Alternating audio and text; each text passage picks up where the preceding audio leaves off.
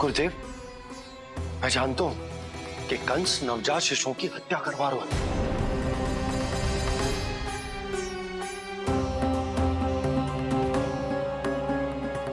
कंस नहीं, कृष्ण के बारे में कुछ कहना है मुझे।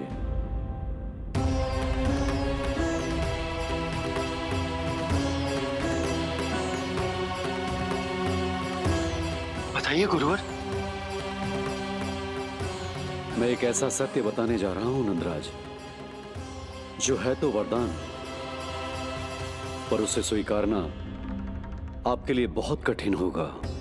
गुरुदेव, आप जो कह रहे हैं वो मैं समझ ना पा रहा हूं, बताइए ना।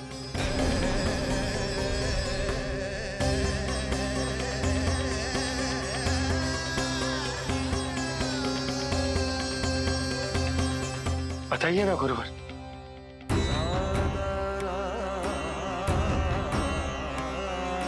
सत्य यह है नंदराज, कृष्ण राजा वासुदेव के पुत्र हैं। कृष्ण राजा वासुदेव के पुत्र हैं। कृष्ण राजा वासुदेव के पुत्र हैं।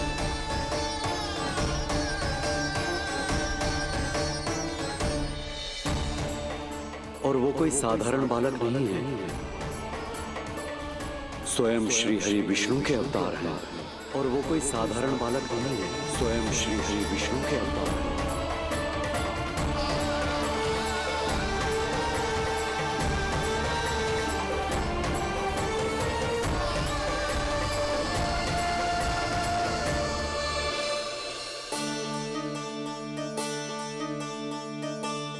जो विचित्र लग रहा है, कौन हो तुम? मैं हूं श्री विष्णु का अवतार। शिव, कैसे संभव है गुरुदेव?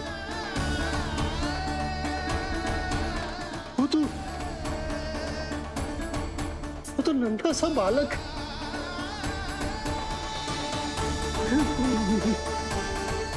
वो श्री नारायण का अवतार कैसे हो सकता है? और गुरुदेव, आप ये सोच भी कैसे सकते हैं कि वो मेरा लल्ला वसुदेव भैया का पुत्र है? यही सत्य है नंदराज, पिछले जन्म में मिले वरदान का फल है ये।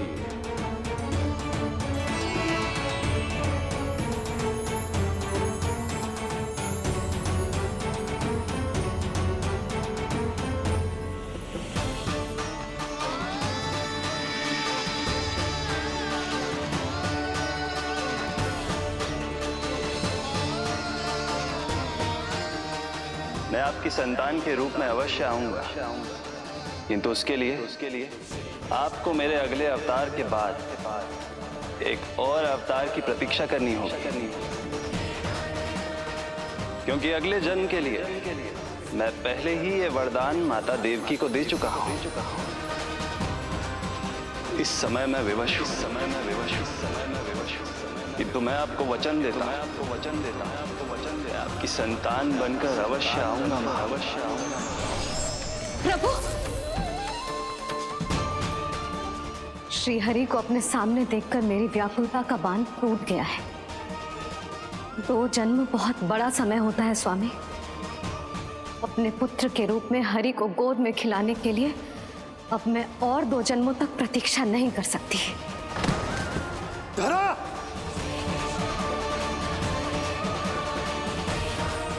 माता देवकी को मैं पहले ही वचन दे चुका हूं, इसलिए विधि के विधान के अनुसार मुझे उन्हीं का पुत्र बनकर जन्म लेना होगा। किंतु आपकी आतुरता का अनुभव करने के बाद अब मैं भी आपका स्नेह पाने से स्वयं को और वंचित नहीं रख सकता। ये जो भी हो रहा है प्रभु की ही लीला है। कृष्ण के जन्म के तुरंत बाद भगवान विष्णु के आदेश पर वासुदेव जी के यहां आना पड़ा और आपकी और रानी यशोदा की पुत्री को अपने पुत्र के साथ बदलना पड़ा और इस तरह कृष्ण आपके और रानी यशोदा के पुत्र बन गए।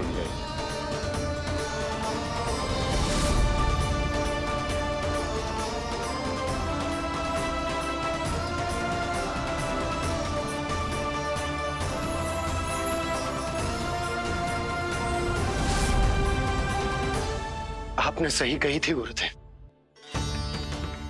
जिस सुनने में तो वरदान ही लगता, पर इसे स्वीकार करना उतना ही कठिन। जब यशोदा को इस बात का पता चलेगा तो उसे कैसा लगेगा? अपने नाम का अर्थ अच्छे से सुनो है ना तूने? उसका हर एक अक्षर भगवान श्री नारायण से संबंधित है, जैसे उन्हीं का स्वरूप है तू। बस मैया, ये सत्य आपसे छुपा रहे, इसी कारण बाबा के लिए ये जानना आवश्यक है। फिर चाहे इसे स्वीकार करना उनके लिए कितना भी कष्टदायक क्यों ना हो। नहीं नंद, ये सत्य उन्हें आप नहीं बताएंगे। स्वयं प्रभु ने मुझसे कहा है, किसी और प्राणी को इसके बारे में भनक तक नहीं लगनी चाहिए, और रानी यशोदा को तो बिल्कुल नहीं। गुरुवर, कंस के आक्रमणों की जानकारी यशोदा से पहले ही छुपा कर रखना कठिन था। अब इतना बड़ा सत्य मैं यशोदा से कैसे छुपाऊंगा? आपको छुपाना ही होगा नंदराज, यही प्रभु की इच्छा है।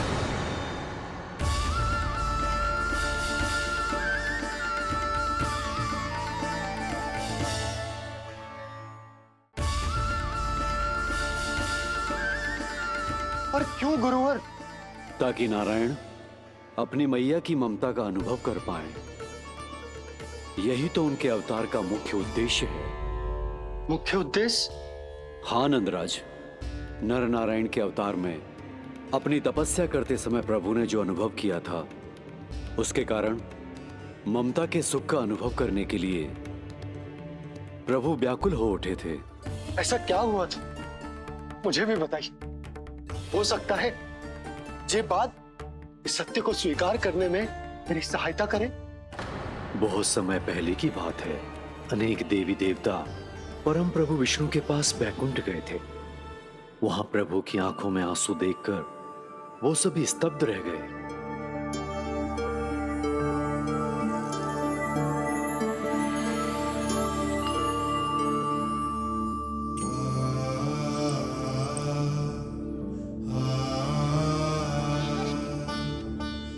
प्रभु, आपकी आंखों में आंसू?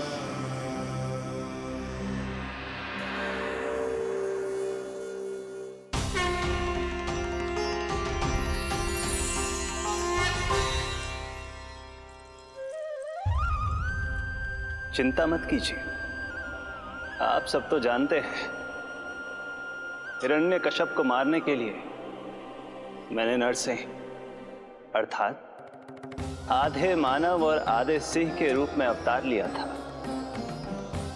उस राक्षस का वध करने के बाद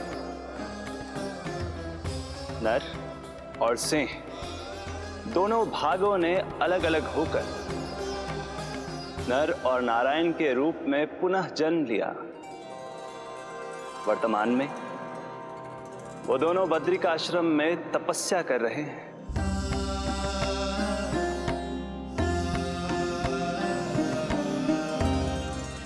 आज उन दोनों ने कुछ ऐसा देखा जिसने मुझे भी भावुक कर दिया।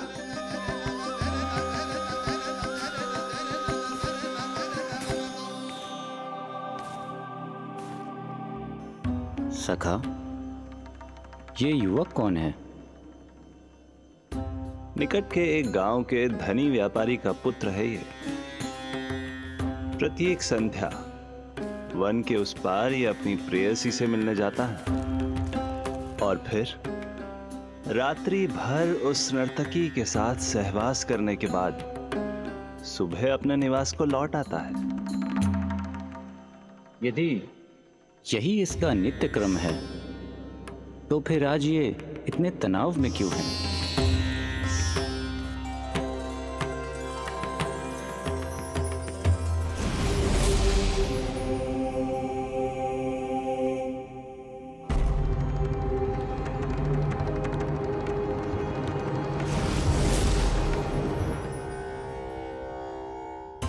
कल रात्रि प्रेम क्रिया के मध्य उस नर्तकी ने इससे पूछा, ये सबसे अधिक प्रेम किससे करता है?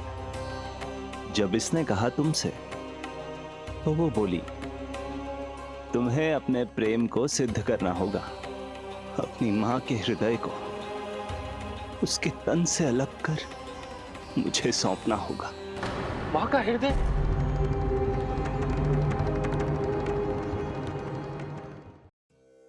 फिर क्या हुआ प्रभु? वो लाया अपनी माँ का हृदय? ये जिज्ञासा यक्ष प्रश्न बनकर पूरे दिन नर और नारायण के मस्तिष्क में कौंधती रही।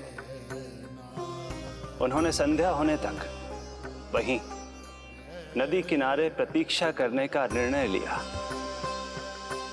ताकि वो ये जान सके कि क्या वो युवक अपनी क्रूर प्रेयसी को छोड़ेगा या वासना में अंधा होकर अपनी ही माता की हत्या करने का जघन्य अपराध करेगा। अब उसके वन पार करने का समय बीत चुका है। युवक ने विवेक का परिचय दिया है सखा। हे प्रभु, आपका कोटि कोटि धन्यवाद।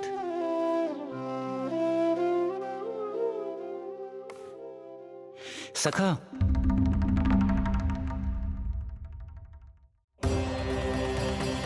सखा मुझे बताओ, जो अकल्पनीय था कहीं वो घट तो नहीं गया?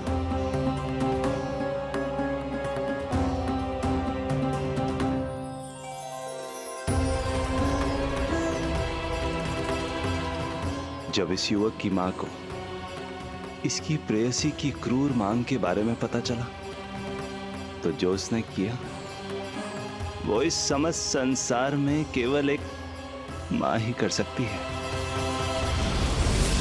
बस इतनी सी बात?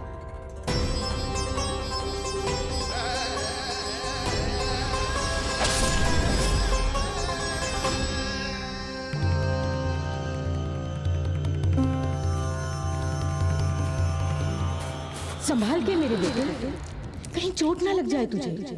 संभाल के मेरे बेटे, कहीं चोट ना लग जाए तुझे। संभाल के मेरे बेटे, कहीं चोट ना लग जाए तुझे। ये तो उसकी मां की पुकार है। मां, मैंने क्या कर दिया मां? मां!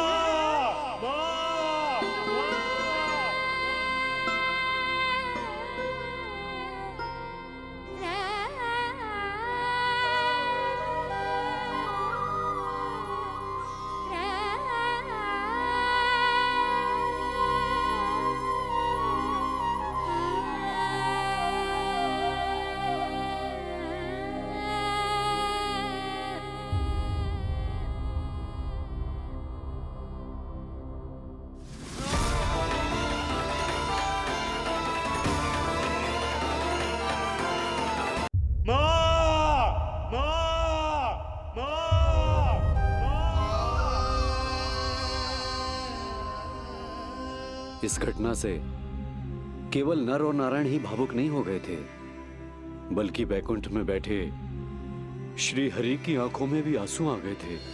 ममता के लिए तरसने लगे थे वो। इसीलिए उनके इस अवतार का मुख्य उद्देश्य है मां की ममता का अनुभव करना। यही कारण है कि ये सत्य आपको रानी यशोदा से छुपाना ही होगा नंदराज। नहीं तो वो कृष्ण को मां की दृष्टि से नहीं, एक भक्त की दृष्टि से देखेंगी, और प्रभु जिस आनंद के लिए इतना कष्ट उठा रहे हैं उससे ही वंचित रह जाएंगे।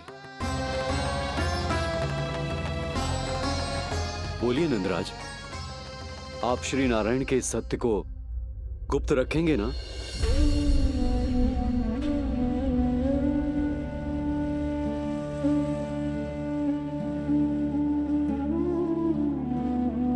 प्रभु ने मुझे कैसी दुविधा में डाल दिया है गुरु। यशोदा से तो ये सत्य मैं छुपा भी लूंगा, परंतु स्वयं से कैसे छुपाऊंगा? और बाबा होने को सुख उसको अनुभव कैसे कर पाऊंगा? जो हो रहा है और जो भी होता है सब उनकी ही इच्छा से होता है नंदराज। इसलिए आगे का मार्ग भी वही दिखाएंगे। अब मैं चलता हूं नंदराज। राजा वसुदेव और रानी देवकी नामकरण के बारे में जानने के लिए व्याकुल हो रहे होंगे।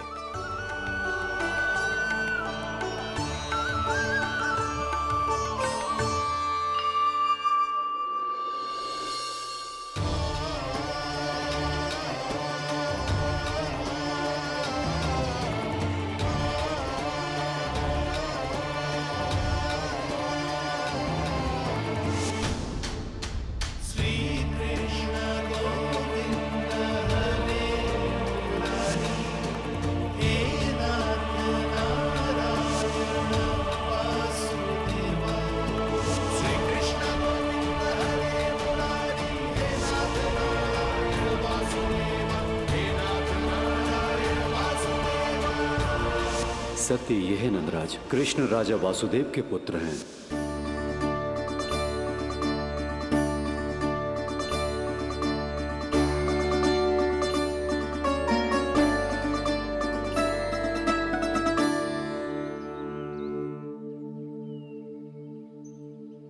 नंदराज,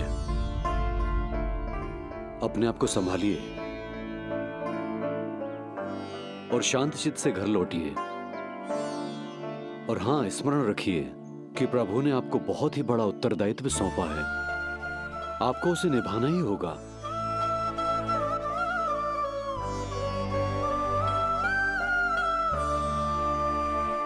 प्रभु आपको शक्ति दे।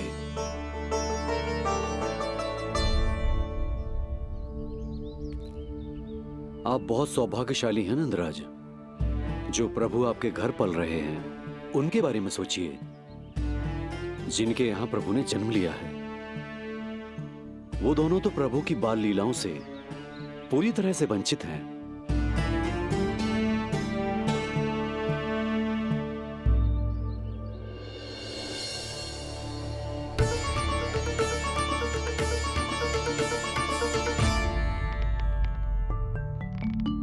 कहाँ रह गए तेरे बाबा लल्ला? जो आए क्यों ना अब तक?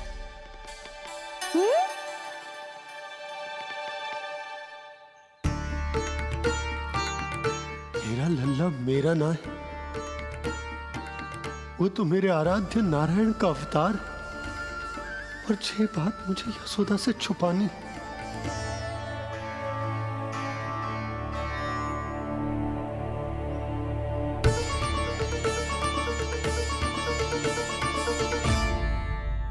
बाबा वहीं खड़े मत रहो, अब आ भी जाओ ना।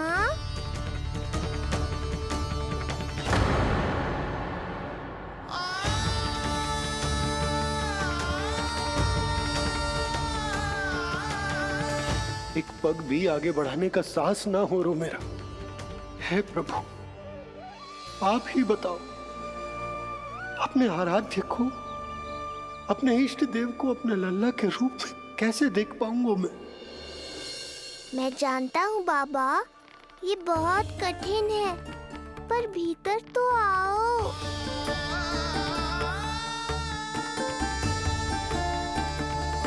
अब आ भी जाओ बाबा, ऐसे बाहर कब तक खड़े रहोगे आप?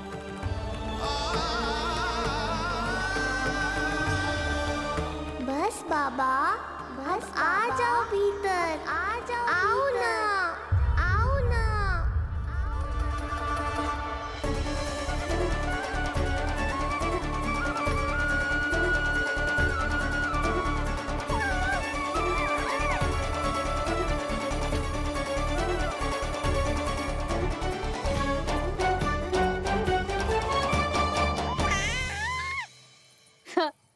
समझो? जब तू इधर उधर भाग रहा होगा तो तुझे बुलाने के लिए मैं तुझे ऐसे पुकारूंगी, कृष्ण